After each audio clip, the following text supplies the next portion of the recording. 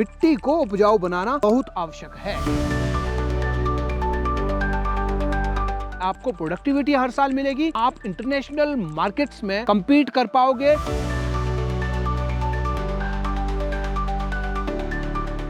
और मिट्टी को उपजाऊ बनाने के लिए आपको मिट्टी में ऑर्गेनिक मैटर बढ़ाना पड़ेगा।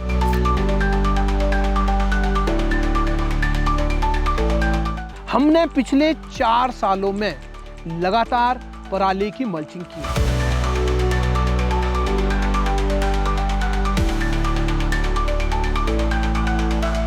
सेब का पौधा जो है, अगर वो मैच्योर है, फ्रूट देने वाला पौधा है, तो उसको कुल मिलाकर के 750 ग्राम नाइट्रोजन चाहिए।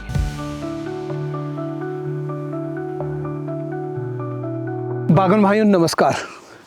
एक सेब का पौधा जो है, अगर वो मैच्योर है, फ्रूट देने वाला पौधा है, तो उसको कुल मिलाकर के 750 ग्राम नाइट्रोजन चाहिए। और ये 750 ग्राम नाइट्रोजन उसको पूरे सीजन भर में चाहिए। और ये आप जो है फॉलियर एप्लीकेशन के थ्रू भी दे सकते हो, आपने ऊपर स्प्रे किया और यहाँ से पौधे को मिल गया। आप सॉइल एप्लीकेशन के थ्रू भी दे सकते हो, आपने मिट्टी में डाला और मिट्टी में भी आप ग्रेनुअल्स डाल रहे हो, या फिर ड्रिप इरिगेशन सिस्टम के थ्रू आप जो है फर्टिगेशन के माध्यम से दे रहे हो, उस तरह से भी आप दे सकते हो। लेकिन कुल मिलाकर के बात यह है कि पौधे को पूरे साल भर में 750 ग्राम नाइट्रोजन चाहिए। और ये 750 ग्राम नाइट्रोजन आप जितनी बार तोड़ करके दोगे, 750 ग्राम नाइट्रोजन को 10 बार अगर आपने तोड़ा तो एक बार में 75 ग्राम नाइट्रोजन देना पड़ेगा।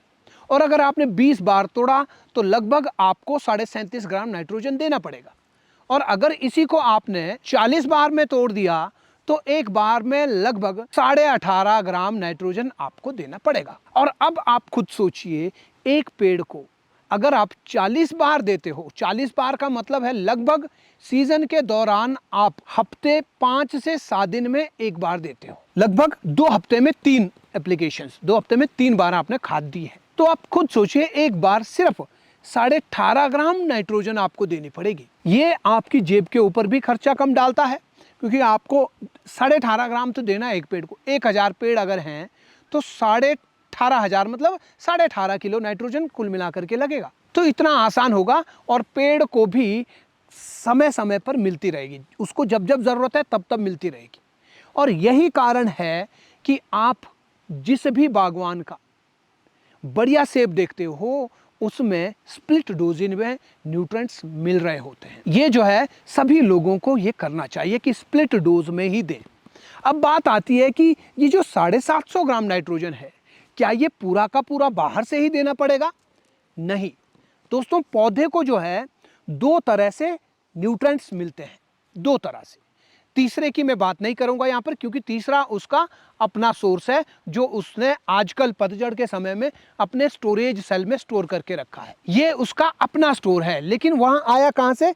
यहीं से आएगा, या तो सॉइल से आएगा। यहाँ सॉइल से पत्ते पे गया और पत्ता अब क्योंकि झड़ना है, इसलिए पत्ते ने इस पौधे ने पत्ते को गिराने से पहले इसमें मौजूद न्यूट्रिएंट्स को अपने पास में स्टोर कर लिया। दूसरा जो सोर्स है वो है मिट्टी। जी हाँ, और मिट्टी नहीं कहूंगा मैं, उपजाऊ मिट्टी कहूंगा, हेल्दी मिट्टी कहूंगा, हेल्दी सॉइल कहूंगा। जो उपजाऊ मिट्टी होती है, उस मिट्टी के अंदर ये सारे न्यूट्रिएंट्स, 17 तरह के जो न्यूट्रिएंट्स हैं, ये सब उस मिट्टी के अंदर होते हैं और इस मिट्टी से पौधा अपटेक करता रहता है। और ये मिट्टी से जो न्यूट्रिएंट्स उसको मिले हैं, ये नेचुरल न्यूट्रिएंट्स हैं। और ये नेचुरल न्यूट्रिएंट्स कहाँ से आए, ये भी सोचना पड़ेगा। अगर आप 750 ग्राम नाइट्रोजन में से पूरा का पूरा बाहर से खरीद करके डालते हो, और एक किलो नाइट्रोजन जो है आप ये लगा सकते हैं कि लगभग 100 रुपए के आसपास पड़ता है 1 किलो नाइट्रोजन, इतना महंगा है। तो आप अगर बाहर से जो सिंथेटिक फर्टिलाइजर, जो सिंथेटिक नाइट्रोजन आपने देना है, उसको अगर कम करना चाहते हो, 750 में से ऐसा हो जाए कि 450-500 ग्राम नाइट्रोजन नेचुरल मिले, सॉइल से मिले, और 250 ग्राम ही सिर्फ आपको बाहर से देना पड़े, तो कितना अच्छा हो जाएगा। और यही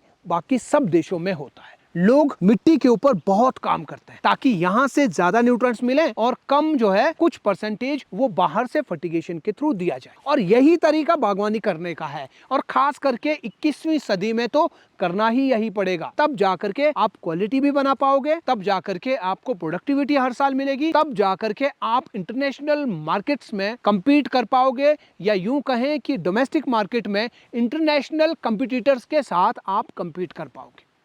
इसके लिए मिट्टी को उपजाऊ बनाना बहुत आवश्यक है और मिट्टी को उपजाऊ बनाने के लिए आपको मिट्टी में ऑर्गेनिक मैटर बढ़ाना पड़ेगा। ऑर्गेनिक मैटर अगर बढ़ाना है तो इसके लिए आपको मिट्टी में ऑर्गेनिक मल्च डालना पड़ेगा।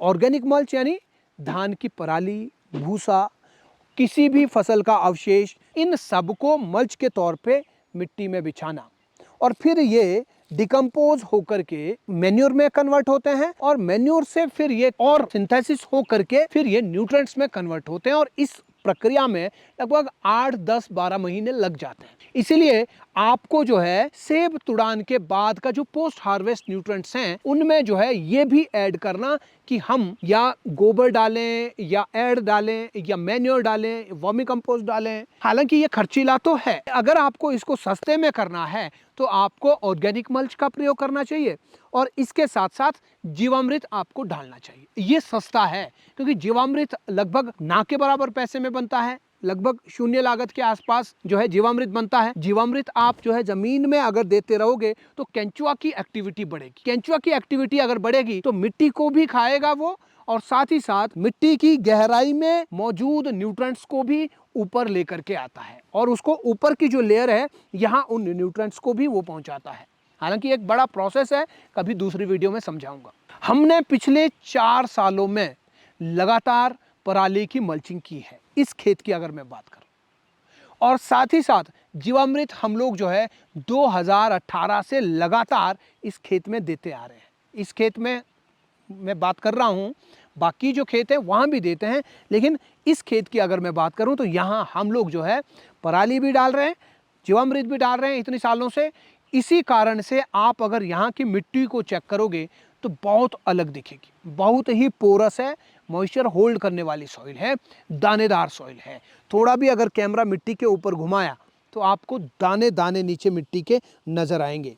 आजकल इतना सूखा है लेकिन फिर भी आपको जो है मिट्टी के दाने यहाँ पे नज़र आते हैं। ये इसलिए है कि केंचुआ की मात्रा यहाँ पे बहुत ज़्यादा हो गई और साथ ही साथ ऑर्गेनिक मैटर खूब सारा यहाँ पे ऐड हो गया और इसकी वजह से जो माइक्रोबायल एक्टिविटी सॉइल के अंदर की है वो बहुत फल फूल रही है, वो बहुत बढ़ गई है, जिसकी वजह से सॉइल में उपस्थित nitrogen, phosphorus, potash and micronutrients उनकी अवेलेबिलिटी ज़्यादा है।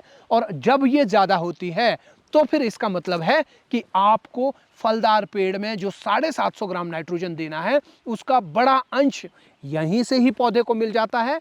बाहर से आपको सिर्फ 20 से 25% ही डालना पड़ेगा। और अगर आपने इसको और ज़्यादा रिच किया तो हो सकता है आपको बाहर से ये सिंथेटिक फर्टिलाइज़र का ज़रूरत ही ना पड़े। 750 का 750 ग्राम इस मिट्टी से ही पौधे को मिलना चालू हो जाएगा, पर उसके लिए आपको मिट्टी के ऊपर काम करना पड़ेगा।